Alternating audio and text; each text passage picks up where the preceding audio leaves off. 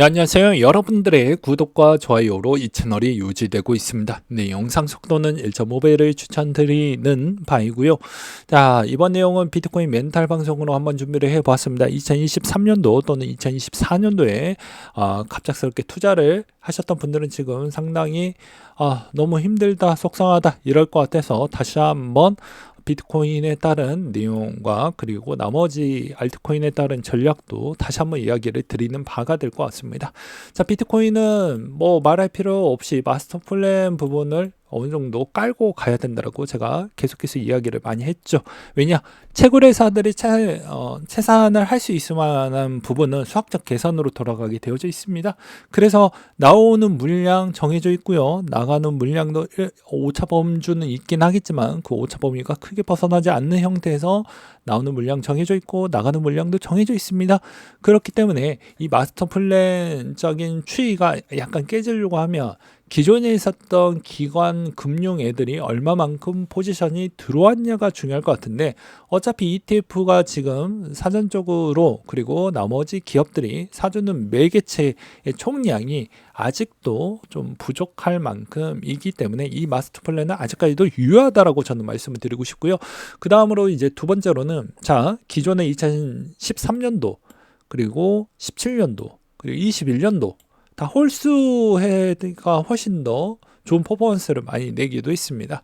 마찬가지로 2025년 때도 그런 기대값이 좀 더 있긴 하겠다만, 이때까지 반감기 이후에 더 많은 퍼포먼스를 보여줬고요. 예, 반감기 때 더 많은 퍼포먼스 보여줬고, 반감기 때 더 많은 퍼포먼스를 보여주었습니다.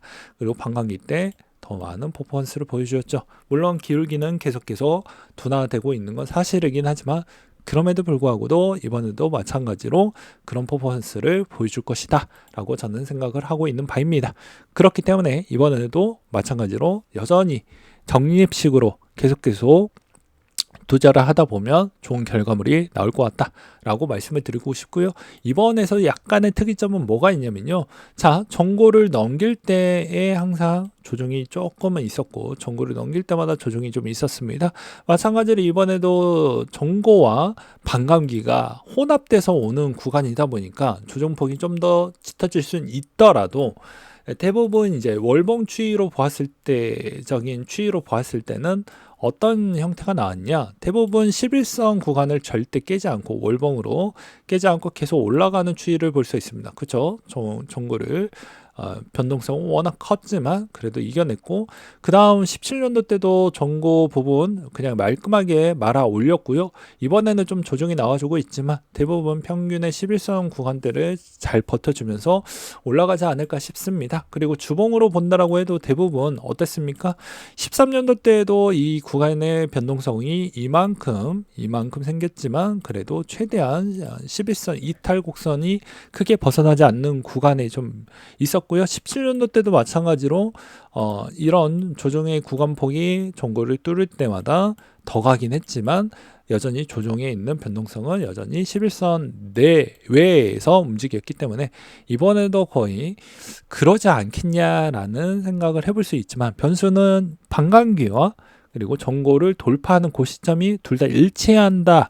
그렇기 때문에 변동성은 좀 더 범위는 커질 수는 있겠지만, 그럼에도 기간으로 따진다고 하면 여전히 수익성은 시간과의 싸움일 뿐이지 나쁠 건 없다라고 저는 말씀을 드리고 싶습니다. 왜 그럴 것 같습니까?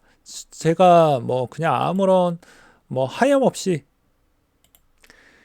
아무 생각 없이 투자하는 게 아니잖아요. 그리고 저 마스터 플레이 아직까지도 유효하다라고 볼 수가 있는 것 중에 하나는, 어차피 전체에 있는 총 물량적 추이가 아직까지는 갖고 있는 물량이 대략 10% 내외이기 때문에 미치는 영향 강도는 아직은 좀 덜하다라고 보는 게 맞지 않을까 싶습니다. 그리고 덩달아 우리가 흔히 알고 있는 우리의 큰형님들이 많이 있잖아요. 예, 당연히 테슬라 형, 그리고 마이크로 스트래티지, 그리고 돈나무 누나, 제때 딱 되면 알아서 사줄 겁니다. 그래서 문제되지 않는다라고 저는 말씀을 드리고 싶고요. 그 다음에 이제 여전히 ETF 유입량은 좀 조조해지고 있는 실적을 보여주고 있기는 하지만, 그럼에도 불구하고도 이 안에서도 여전히 답은 전 있다라고 보고 있는 실정입니다. 왜 그렇게 보고 있냐라고 이제 물어보시는 분이 분명히 계실 것 같아요. 그 이유도 있는데요. 자, 기존의 4월 달은 어떤 달이었습니까? 네, 세금을 내는 달이죠. 예, 미국 기준점으로. 그러면 당연히 그 동안 어땠습니까? 비트코인이 많이 올랐잖아요.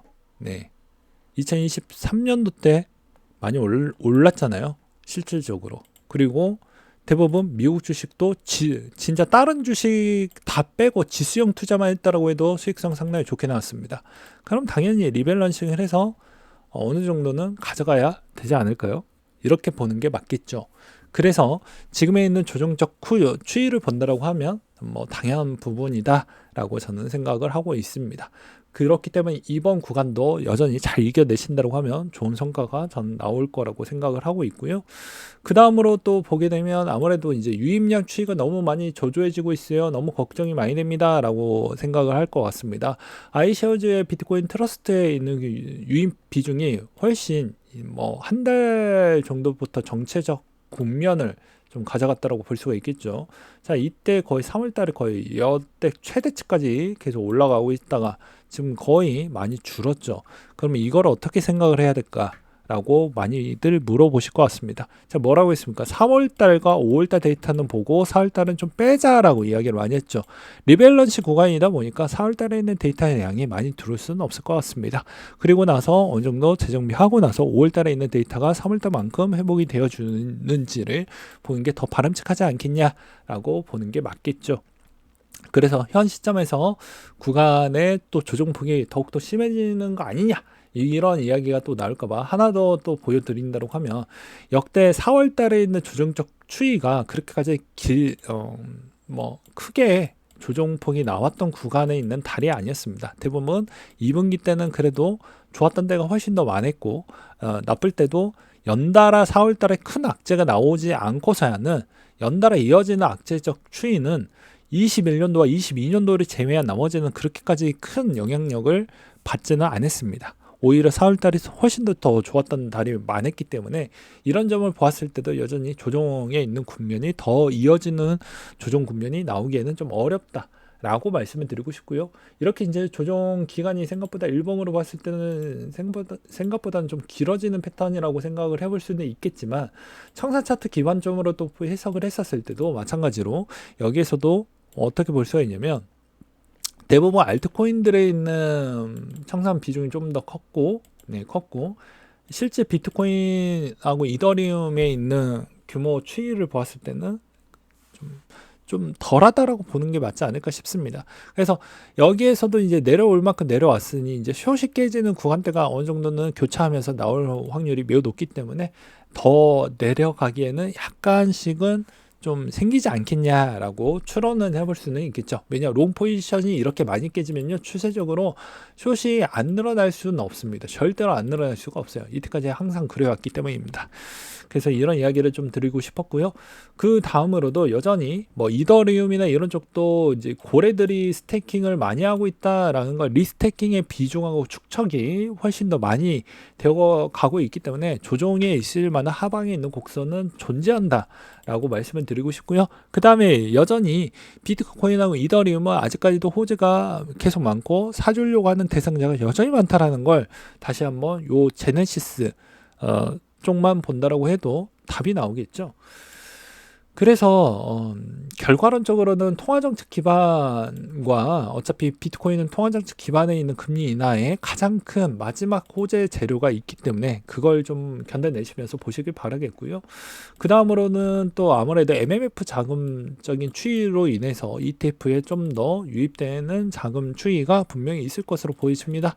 왜냐? 자, ETF 오픈하고 나서 어땠습니까? 당연히 주변에 있는 사람들이 인간의 본능이라고 하면 자랑을 좀 했겠죠. 마찬가지입니다. 이번에 보게 되면 그럼에도 불구하고도 조정이 나왔다고 해도 여전히 아이쉐어즈 비트코인 ETF는 여전히 수익 중입니다. 그렇기 때문에 사람들이 생각보다 입소문을 또 많이 낼 것으로 보여지기도 하고요. 그 다음에 이제 알트코인적인 추이를 보게 된다라고 하면 아무래도 사람들이 이제 걱정되는 게 뭐 이런 게 좀 될 것 같아요. 이 디파이의 TVA 법적인 추이가 지금 약간 빠져나가고 있는 거 아니냐. 지금 보면 좀 빠져나가고 있잖아요. 빠져나가고 있다. 이걸 어떻게 봐야 되냐? 나쁜 거 아니냐라고 할 수는 있겠지만요. 대부분 VC들은 자금을 스테이블 코인으로 준비를 해주고 있고, 그리고 나머지에 있는 앞으로 런치패드를 해야 되는 코인들도 아직도 규모가 있는 애들 좀 더 남아져 있습니다. 종합적으로 보게 된다고 하면 여전히 돈이 많고 여유가 좀 있는 그런 프로젝트 쪽으로 집중해서 가는 게 맞고, 기존에 있었던 돈이 없고 호재도 없고 로드맵도 없는 그런 쪽은 좀 피하면서 보는 게 맞을 것 같습니다. 대부분 보게 되면 우리가 흔히 들어봤던 코인들 많이 보이잖아요. 뭐 팬들, 메이커, 에이브, 렌조, 에테나, 이런 쪽은 변동성이 훨씬 클 수밖에 없습니다. 왜냐하면 원래 디파이가 그러합니다. 디파이 부분에서도 자리매김질을 좀 잘하려고 하면 메이커를 좀 많이 따라가는 게 맞긴 하겠지만 수익성이 잘 안 나오니까 이더파이나 그다음에 에테나나 뭐 요런 쪽 요즘 이더 기반으로 붙어져 있는 애들은 ETF가 될 때 더 많은 시너지 효과가 나올 것이고요. 이더리움도 마찬가지입니다. 그리고 나머지 이제 솔라나 기반이면 솔라나 기반에서도 내가 정말 솔라나가 잘 된다라는 전제 조건 하에 솔라나 기반에 있는 에코시스템이 있는 코인들을 집중 투자해서 성과를 내야 되긴 하지만 항상 공통사항이 있죠. 알트코인의 공통사항은 뭐가 있냐면요. 시즌용입니다. 이건 피해갈 수가 없습니다. 이거를 뭐라고 부정하시는 분이 있다고 하면 그건 공부가 좀 진짜 잘못됐다라고 저는 표현하고 싶은데요. 그 이유는 무엇이냐면, 자, 언락에 있는 총량을 매도를 해야 되는 물량 추이가 있습니다. 그러면 이게 고정된 형태로 계속해서 물량이 나오게 될 것인데요. 이 물량을 견뎌내기가 생각보다 어렵습니다. 뭐 팬들 같은 경우에도 기울기가 어떻습니까? 여기 때까지는 괜찮지만 여기부터 기울기가 미쳤잖아요. 네, 예를 들어서 이야기를 하는 거예요. 그러면 당연히 이 총 물량은 고정값으로 계속 많이 나오면서 시장은 계속 약해지면 이게 나오는 물량하고 공매도 물량이 섞어지면 어떨까요? 버티기가 어렵겠죠. 네, 그렇기 때문에 대다수 또 시즌에서도 생각을 잘해야 되는 게 이 코인들의 법칙 중에 하나가 더 있습니다. 이건 법적인 대상으로 꼭 지켜야 될 약속이라는 건 없어요. 예. 좀 번거롭겠지만 대부분 이제 주소를 타고 또 커뮤니티에서 뭐 소문이 막 퍼지면서 이슈화가 많이 되는 경우가 아니고서야는 몰래 이렇게 정리되는 부분도 없지 않아 있습니다. 그렇기 때문에 웬만하면 시즌으로 최대한 챙겨 먹고 그 다음에 또 적정 가격 추이만큼 매력적인 가격대가 왔었을 때 이 코인이 괜찮다고 해도 그 시즌에 맞게끔 가는 게 맞다라고 보는 입장입니다. 왜 그럴 것 같습니까? 대부분 상위 코인들의 시가총액을 보게 된다고 하면요, 실체가 있는 쪽은 정해져 있습니다. 무엇입니까? 이더리움 대부분 쓸만한 프로젝트들을 계속 나와주고 있잖아요. 비트코인 굳이 말할 필요가 없죠. 얘네 둘은 이제 거의 실물 자산에 거의 가까워질 만큼에 있는 복합적인 자산이라고 저는 지칭하고 싶습니다. 그러면 나머지 솔라나나 리플, 그 다음에 에이다부터 쭉 보게 되면 거의 비슷비슷합니다. 예. 무슨 말이냐면 시즌용으로 그 가격을 버텨낼 수 있을 만한 에코시스템 코인들이 그 정도에 있는 체력이 안 된다라는 거예요. 그래서 조정이 나올 수밖에 없다라는 거예요. 그렇지만 과거 대비보다는 좀 더 방어가 잘 나와줄 거라고 생각을 했던 것 중에 하나는 무엇이냐면요, 이 스테이킹에 있는 총 보상률 추이가 여전히 떨어지지 않고 유지가 되어준다라고 하면 밸리데이터 애들이 계속 남아서 계속 그 검증자 역할로만 계속 남아가지고 요거라도 좀 먹자. 인플레이션도 생각보다 세서 나머지 은행들에 있는 이자 대비보다는 훨씬 더 많이 주니까 여기서 좀 남아서 그 다음 시즌을 기대하고 그 다음 시즌 때까지 개수 모으기로 우리는 좀 밀어붙이자 라고 생각하시는 분들이 훨씬 더 많습니다. 이렇게 맞지만 여기에서도 이제 과거 패턴에서도 이 이자 보상 비율이 잘 안 나오는 구간이 훨씬 더 많았습니다. 이론상은 그렇죠. 뭐 잘 나온다, 뭐 한다, 뭐 이런 이야기는 많죠. 근데 현실 시간이 지나고 나서는 다 제각각 좀 달라진다더라 라는 걸 좀 볼 필요성은 있을 것 같습니다. 그래서 이것도 지금 대비보다는 좀 괜찮다라고 보는 입장 중에 하나는, 자, 스테이킹 비율도 다 나와주긴 하지만 보상 비율도 어떻게 변동성이 어떻게 달라지는지도 보시기 바라겠습니다.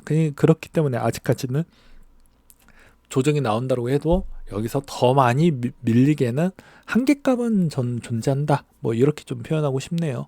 네, 오늘 내용은 여기까지 준비를 했고요. 이상으로 마치도록 하겠습니다.